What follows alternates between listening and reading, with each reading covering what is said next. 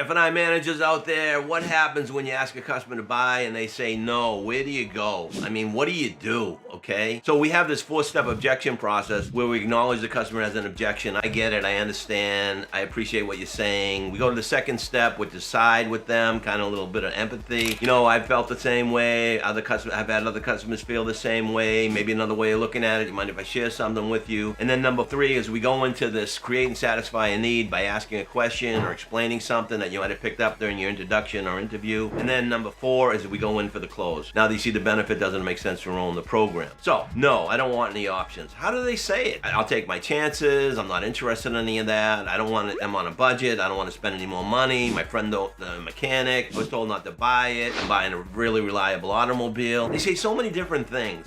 And here we are, we're forced to almost give up everything during our presentation because we're oftentimes unable to handle the no at the end of your presentation. I want you to think about that for a second. We gotta learn to handle no's. We gotta learn to handle customers' concerns at the end of your presentation. There's certain language that we need to use. There's those steps that I just mentioned where you acknowledge, I get it, I understand. Where you side with them. I've had other customers feel the same way, maybe another way of looking at it. Where you create and satisfy a need by asking a question like, what's your understanding of the factory warranty? What's your understanding of your responsibility at lease end? And then you explain to them what you understand it to be, and then you ask them to close. So you've gone through this wonderful presentation. Doesn't matter whether you use 1, 2, 3, 4 columns. You simply go after the free no first. Do you have any questions about what I just shared with you? No, I don't. Okay, so which option works best for you? Nah, I don't want any of that stuff. Nah, my friend's a mechanic. Nah, it doesn't matter. I don't want nothing. I get it, okay? These options aren't for everybody. It's okay to feel that way. Seriously, Mr. and Mrs. Jones, it's okay to feel that way because no means not yet. I recall when I was a sales manager, okay, or a sales consultant, I should say,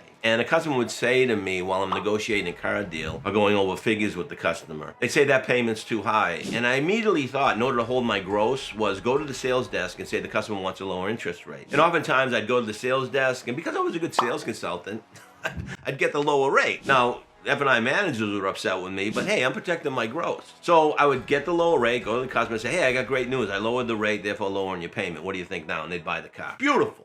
So now I become a finance manager, and I sat at the tower. The sales consultant would come up to the desk and say, my customer wants a lower rate. And I would step off the tower, I'd go sit with the customer and the sales consultant. I'd look at Mr. and Mrs. Jones and say, Mr. and Mrs. Jones, I understand you have some questions about the proposal. And they'd say, yeah, I want a lower payment. And I'd look right at them and say, there's 2 ways we can lower the payment. We can extend the term, we can put more money down. What do you want to do? So I learned a long, long time ago how to handle each situation to my benefit, all right? So what I'm saying to you now is you need to learn how to handle each of the no's to your benefit. So when a customer says no, simply look at him and say, that's okay. Because no means not yet. Because remember, your presentation is made up of pays for this and pays for that. No big long dissertation as to why they should buy it and what it does and how it does it and all that stuff. Just simply say, the service contract pays for mechanical electrical breakdown, tire and wheel pays for damage to tires and wheels, key replacement pays to repair or reprogram keys, so on and so forth. So at the end, when the customer says no, you have somewhere to go. No, I don't want any of that stuff. Okay, great. No means not yet. Mr. and Mrs. Jones, you know what I found? Okay, these options aren't for everybody, I get it. But what I found is the few folks who choose not to enroll in these programs, they simply tell me it's because they don't see enough value. In other words, they don't want to spend the extra money because they don't see enough value in the program. Isn't that really how you feel? Now you get them on the fence and they say, yeah, that's how I feel. More often than not. Seriously. You follow that process at the end of your presentation. Any questions about what I just shared with you? No. Okay, which option works best for you? None. I get it. These options aren't for everybody.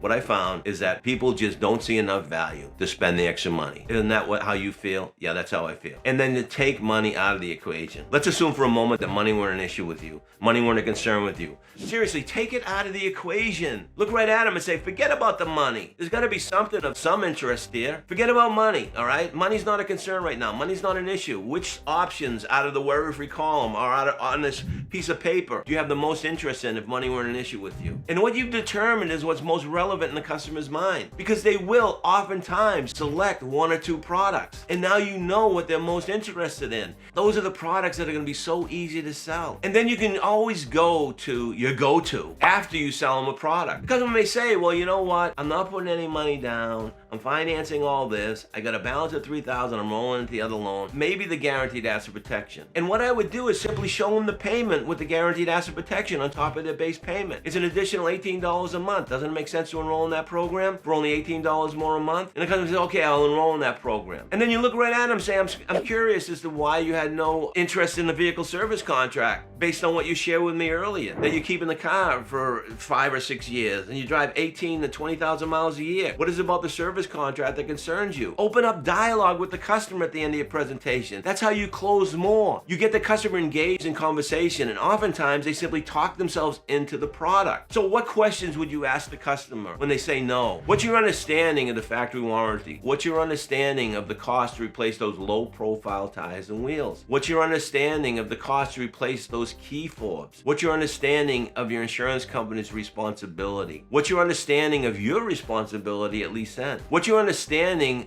of how a minor ding or dent or a soiled interior impacts the vehicle's value at trade-in time? If you ask those questions, they're going to give you answers that you can elaborate on. Like I said, oftentimes they're going to talk themselves right into it. So I have an expression: bait your hook with things they like, not with things you like. Because if you bait your hook with things they like by asking them what's most relevant, if money were an issue, which options would you select? You're gonna catch more fish. You're gonna sell more product. You're gonna make more money for both you and your dealership. So remember, it's all about engaging the customer in conversation at the end of your presentation. Stop with the verbal vomit during your presentation because you got nothing to go to at the end. Just tell them it pays for this, pays for that. Now make a decision, Mr. and Mrs. Jones. And if you can't, I'll help you along with that decision by asking you the right questions. So remember the 4-step objection process. Number 1, acknowledge. I get it. I understand. I appreciate what you're saying. Number 2, a little empathy, perspective talking, side and ask for permission to move forward. I've had other customers feel the same way. I've often felt the same way. Maybe another way of looking at it. You mind if I share something with you? Mind if I ask you a question? And then open it up with dialogue by asking a question, or pulling out a brochure, or pulling out an article, or something from your evidence manual to justify or solidify your point. And then once you get the customer nodding, that subtle nod, that maybe I'm interested, maybe I'll buy it, simply ask them to buy it. And that's how you do it. Now, do you see the value? Doesn't it make sense to enroll in the program? After all, it's only $18 more a month. And $18 a month isn't going to change your lifestyle in any way, shape, or manner. Is it, Mr. and Ms. Jones? But certainly having to replace a tire and wheel at $5, $6, $7, $8, $9, $1,000 would. Or having a mechanical breakdown after 2.5 years based on the miles that you drive. Or having a total loss and having to pay that difference of $3, $4, $5, $6,000. That's how you sell more in F&I. Until next time, go get 'em.